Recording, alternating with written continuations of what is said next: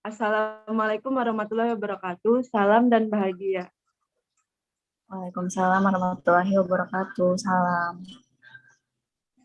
Kami akan mempresentasikan hasil kerja kelompok kami yang beranggotakan Dwi Rusmianingsih, Sasmita Dewanti, dan saya sendiri Santika Febrina. Materinya berjudul menyajikan dan memberikan makanan dan obat untuk pasien. Selanjutnya, menyajikan dan memberikan makanan untuk klien. 1. Cara menyajikan makanan. Sebaiknya makanan disajikan di atas sebuah baki yang rapi dan menarik. Sesuaikan makanan dengan selera klien sepanjang tidak bertentangan dengan pantangannya. Sayuran dan lauk pauk dipisahkan dengan piring kecil secara baik dengan sedikit variasi. Sedapat mungkin makanan disajikan dalam keadaan hangat. Agar lebih menarik untuk diberikan kepada anak, berikan mainan. Dan bila klien dapat makan sendiri, gunakan meja kecil, diberi alas atau dengan improvisasi. C.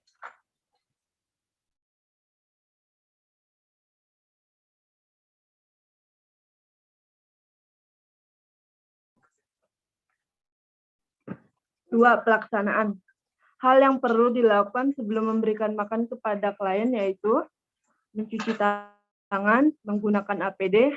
Setelah menggunakan APD, makanan yang disiapkan diletakkan di atas meja dalam keadaan hangat. Terdapat beberapa cara untuk memberikan makanan kepada klien, yaitu klien dapat duduk dan makan sendiri. Klien dapat makan sendiri tetapi tidak boleh duduk, dan klien perlu disuapi. Selanjutnya, 1. Klien dapat duduk dan makan sendiri. Klien didudukkan, makanan disiapkan di atas meja kecil dan ditempatkan di depan perut klien, di atas tempat tidur. Disediakan pula serbet dan bel agar klien dapat memberitahu bila makanannya sudah selesai. Selanjutnya, yang kedua, klien dapat makan sendiri tetapi tidak boleh duduk. Klien dimiringkan, sebaiknya ke sebelah kiri supaya dapat makan dengan tangan kanannya. Serbet diletakkan di bawah dagu klien, makanan diletakkan di dekat klien. Untuk minuman disediakan sedotan dan bel agar klien dapat memberitahu bila makanannya sudah selesai. Yang ketiga, klien perlu disuapi. Klien ditidurkan seenak mungkin, serbet dipasang di atas dada di bawah dagu klien. Tanyakan apakah mau minum dahulu atau tidak. Pelaku duduk di samping klien untuk dapat menyuapi. Waktu memberi minum kepada klien diangkat dengan tangan kiri dan tangan kanan pelaku memegang gelas yang dibantu dengan sedotan. Selanjutnya, setelah selesai memberikan makanan kepada klien, selanjutnya alat makan dibereskan, lalu melepaskan APD, mencuci tangan. Setelah itu, hal penting selanjutnya adalah mencatat dalam buku harian jumlah makanan yang dihabiskan klien. Selanjutnya akan dibacakan oleh Dwi Rusmianingsih. Sini saya akan melanjutkan. Yang kedua, yaitu menyajikan dan memberikan makanan klien melalui selang penduga atau sonde dan selang nasogastrik. Pertama, pengertian. Memberikan makan melalui selang penduga atau sonde adalah memasukkan makanan cair ke dalam lambung dengan menggunakan selang penduga melalui hidung. Yang kedua, tujuan. Tujuan ini ada dua. Yang pertama, memberikan makan pada klien yang yang tidak dapat makan secara biasa. Yang kedua, memenuhi kebutuhan nutrisi klien. Yang ketiga, persiapan alat-alat. APD baki berisi, yang pertama, gelas berisi makanan cair. Yang kedua, gelas berisi air minum.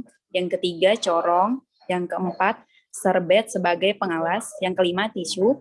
Yang keenam, celemek. Dan yang ketujuh, bengkok atau tempat untuk membuang sampah.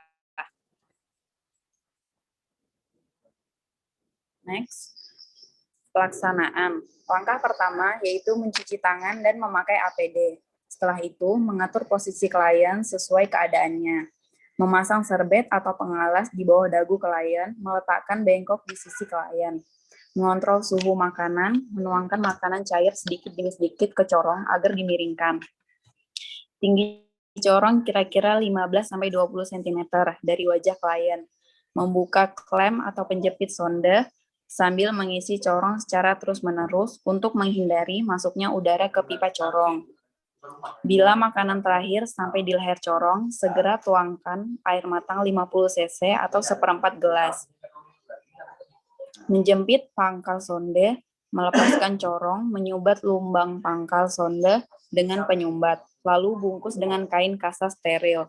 Mulut dan sekitarnya dibersihkan dengan tisu. Tisu yang kotor dibuang ke dalam bengkok, merapikan alat-alat, melepaskan APD, dan mencuci tangan. Selanjutnya, pemberian obat-obatan. Pemberian obat-obatan bertujuan untuk mempercepat penyembuhan, mencegah penularan, dan mengurangi penderitaan. Selanjutnya, yang pertama, mengenal bentuk obat. Yang pertama, pil bentuknya bundar dan bagian luar dilapisi tepung atau bahan yang mengkilat, dapat berlapis gula.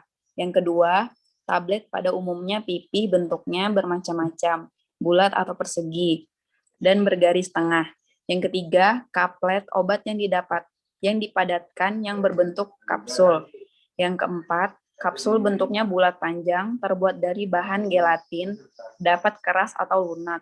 Pada umumnya, kapsul berfungsi sebagai pembungkus, di mana terdapat satu atau lebih obat racikan yang berkhasiat. Yang kelima, salep obat luar, bentuk obat yang kepadatannya seperti mentega, dikemas dalam tub khusus. Khusus obat oles pada permukaan kulit atau selaput lendir. Yang keenam, obat cair yang berbentuk cairan, dapat encer atau kental. Bisa dipergunakan obat luar atau obat gosok, kompres, cuci mata, dan lain-lain. Obat dalam yang dapat diminum itu seperti obat batuk, lambung, vitamin. Pada umumnya perlu dikocok lebih dulu sebelum dipakai. Yang ketujuh, puyer, obat yang bentuknya bubuk atau obat racikan dari beberapa jenis obat, dikemas dalam bungkusan. Yang kedelapan, suntikan, obat yang dikemas dalam botol, flakon atau ampul, hanya dipergunakan oleh tenaga medis. Yang kesembilan, supositoria, jenis obat yang bentuknya lonjong seperti torpedo, yang sebagai obat serap yang dimasukkan ke dalam anus atau vagina.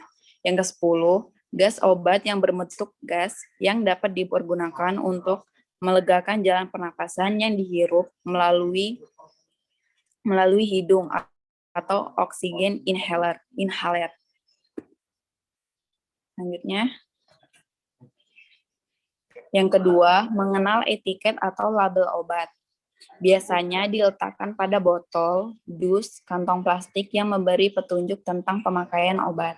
Yang pertama, macam-macam etiket. Yang pertama, putih merupakan obat yang dapat diminum atau obat dalam. Yang kedua, biru merupakan obat yang tidak boleh diminum atau obat luar. Yang ketiga, hijau merupakan obat tanpa resep dokter yang dijual bebas dan dapat dibeli di mana saja. 4, hitam merupakan obat yang berbahaya, obat keras atau racun. Yang kedua, tulisan pada etiket. Pertama itu nama klien. Yang kedua, mengatur dosis atau takaran obat yang akan diberikan. Yang ketiga, mengatur waktu pemberian obat. Yang keempat, Menuliskan instruksi pemberian obat dikocok dulu sebelum dipergunakan, sesudah atau sebelum makan. Selanjutnya, yang ketiga, pelaksanaan etiket. Dalam memberikan obat terdapat berbagai cara, yaitu melalui hidung, mulut, kulit, telinga, mata, anus, dan vagina. Prinsip pemberian obat-obatan yaitu benar dalam memberi obat, cara, dosis, waktu, nama, dan dokumentasi. Selanjutnya, 3. Memberikan obat melalui mulut. Kumpulkan semua peralatan dan letakkan dekat klien. Jelaskan pada klien dengan benar bahwa waktunya meminum obat. Pastikan klien berada dalam posisi yang nyaman dan sesuai. Cuci tangan sebelum dan sesudah memberi obat.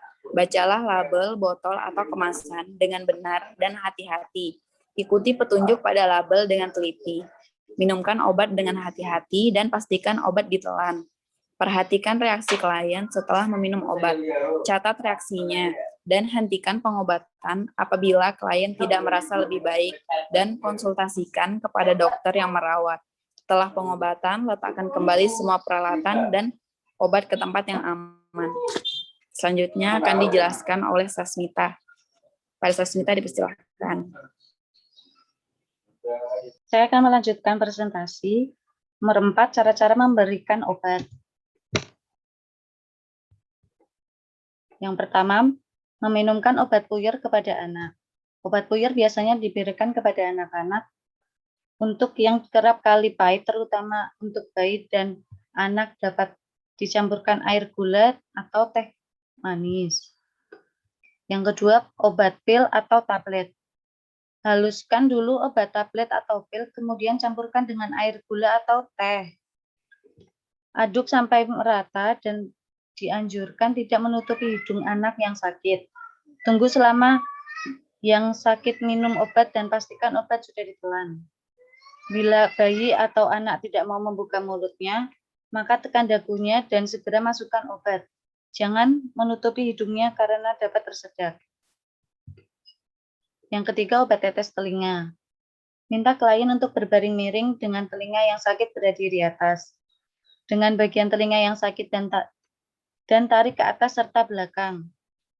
Pada saat posisi seperti itu, teteskan obat dengan posisi miring akan mengeraskan saluran telinga dan menjamin bahwa tetesan memiliki efek yang maksimal. Anjurkan klien memberikan posisi dalam beberapa menit. 4. Obat tetes mata. Minta klien berbaring atau duduk dengan nyaman dan melihat ke atas. Bersihkan kotoran di sekitar mata dan tisu, letakkan jari telunjuk pelaku pada pipi klien. Tarik kelopak mata bawa ke bawah dengan lembut. Teteskan obat mata dengan jarak 5 cm dari mata pada kelopak mata. Ulangi sebanyak yang dibutuhkan. Bersihkan mata dengan tisu lembut untuk sekali pakai.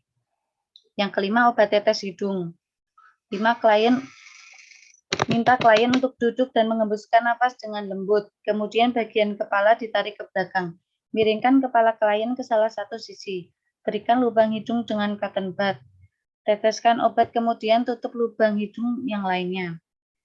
Minta klien untuk menengadahkan kepala ke belakang selama beberapa menit setelah memasukkan obat.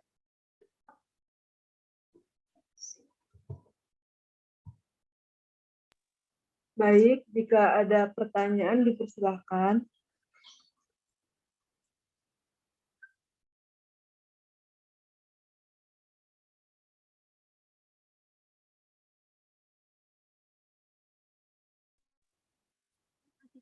Dengan 7094 ingin bertanya, bagaimana cara memberikan makanan dan minuman pada orang yang koma? Apakah sudah jelas? Maaf, suaranya terlalu kecil. Apakah bisa diulangi? Bagaimana cara memberikan makanan dan minuman pada orang yang koma? Apakah sudah jelas?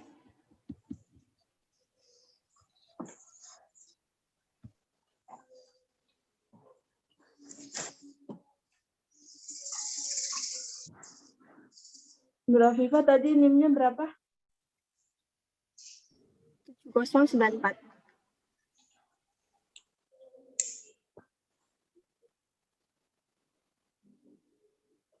Baik, terima kasih atas pertanyaannya. Dipersilakan jika ada yang mau bertanya lagi. Saya ingin bertanya, Ya, dipersilakan sebutkan NIM-nya juga ya. Nunung Ordinisi NIM 7077.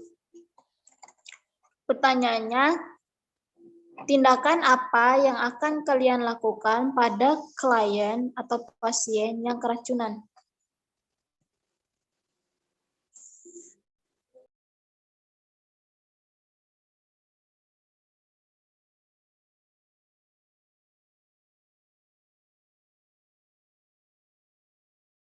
Apakah yang dimaksud dengan keracunan obat atau keracunan apa?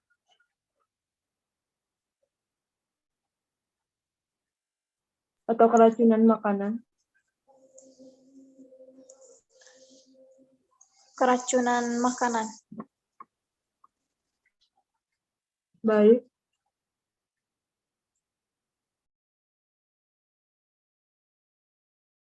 Saya ingin bertanya, ya dipersilakan. apa efek samping dari penggunaan selang NICT atau nasogastrik? Maaf, sebutkan nama dan NIM-nya dulu ya.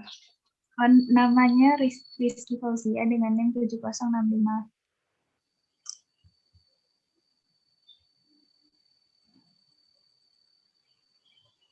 Pertanyaannya bisa diulang sekali lagi. Pertanyaannya, apa efek samping dari penggunaan selang NGT atau nasogastrik?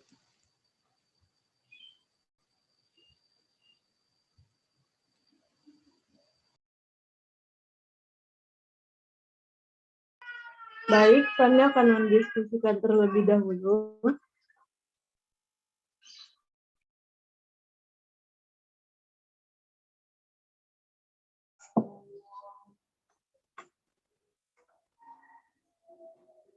Oh ya, saya ralat untuk pertanyaan tadi, maksudnya keracunan obat, bukan keracunan makanan. Maaf. Baik, kami akan mendiskusikan terlebih dahulu ya, Nunung.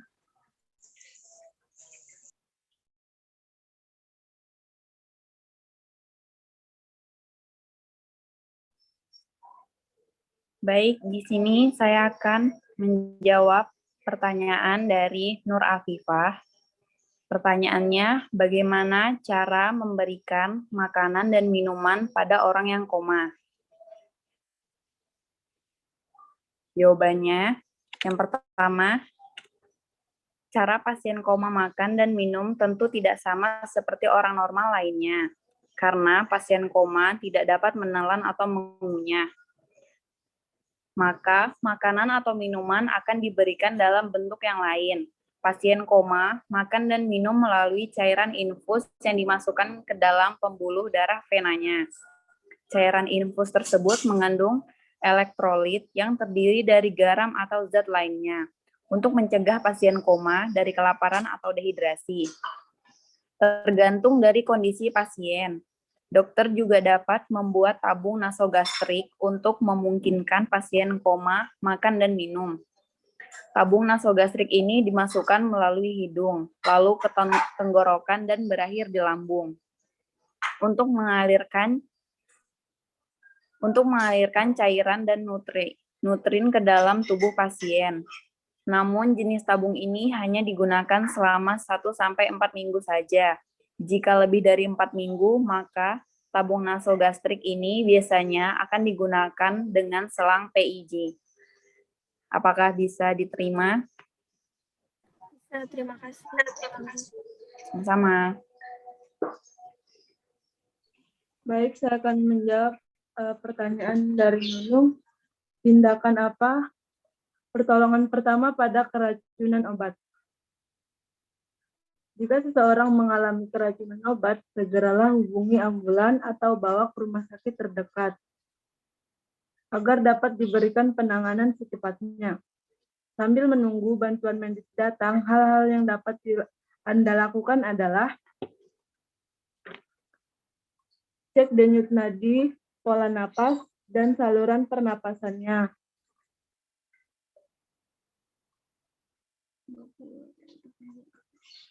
Lakukan pemberian napas buatan. Bila penderita tidak merespon ketika dipanggil, tidak bernapas, dan tidak terdengar detak jantung, serta tidak terdapat denyut nadi, jangan biarkan atau menyuruh penderita muntah, kecuali petugas medis menyarankan demikian. Jika penderita muntah dengan sendirinya, segera bungkus tangan Anda dengan kain, lalu bersihkan jalan napas tenggorokan dan mulut. Sebelum para medis datang, baringkan tubuh penderita menghadap ke kiri. Dan buatlah penderita berada pada posisi yang cukup nyaman. Jangan memberikan penderita makanan atau minuman apapun yang dianggap mampu menetralisir racun, seperti cuka, susu, atau jus lemon. Jika penderita tidak sadarkan diri, jangan memberikan atau memasukkan apapun ke dalam mulutnya. Apakah sudah mengerti, Nunung? Sudah. Terima kasih, Santika. Terima kasih. Baik, saya akan menjawab pertanyaan dari Rizky Fauzia. Apa efek samping dari penggunaan selang NGT atau nasogastrik?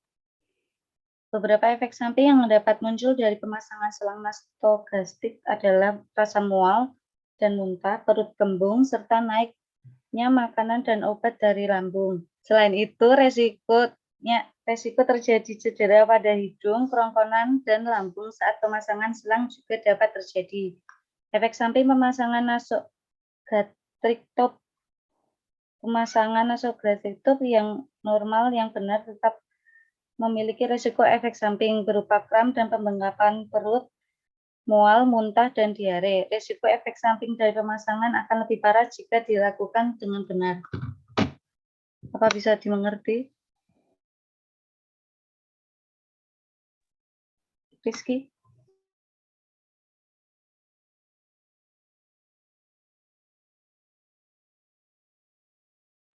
Rizky, apa bisa dimengerti? Baik, bisa. Terima kasih.